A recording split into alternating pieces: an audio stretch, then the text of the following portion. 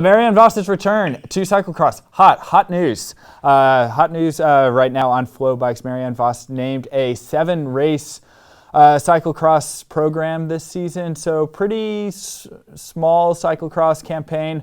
She is starting it at the Matthias Cross race in Essen this weekend on FloBikes. She is then going to target a lot of the World Cup. She's going to go to her home national championships. All of this is going to be culminating in the World Championships, where she is going to make a bid for an 8th Elite World Cyclocross title. Yeah, this is mind-boggling. The World Cup winner from last year. And yeah, I think one of the exciting things about cyclocross is having racers come in, mix up the fields later in the season. We're going to see this on the men's side with the return of Zdeněk Štibar, as well as Wout van Aert is rumored to be on his bike scene, training in the sand and reconning the cobbles of Roubaix. So we'll, look forward to his return. But yeah, certainly Marianne Voss thrown into this field. Do you think that she is going to come back on par with these riders we've seen dominating so far? Anna Marie Wurst, Del Carmen Alvarado, Lucinda Brand.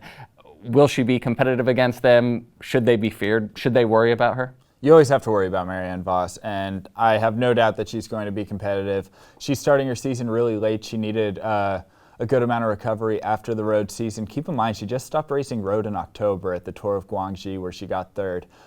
So she took some time off, and I see this is kind of like what Mathieu van der Poel did after his road season. He came into the cyclocross season quite late. He did not want to show himself and open himself up to being beaten. He skipped Koppenberg Cross because he thought that it may be a rough start to his season. He wanted to come in on a race that he could win. I think that Marianne Voss is doing something similar. She's a winner. She is not going to want to take to the line if she doesn't win.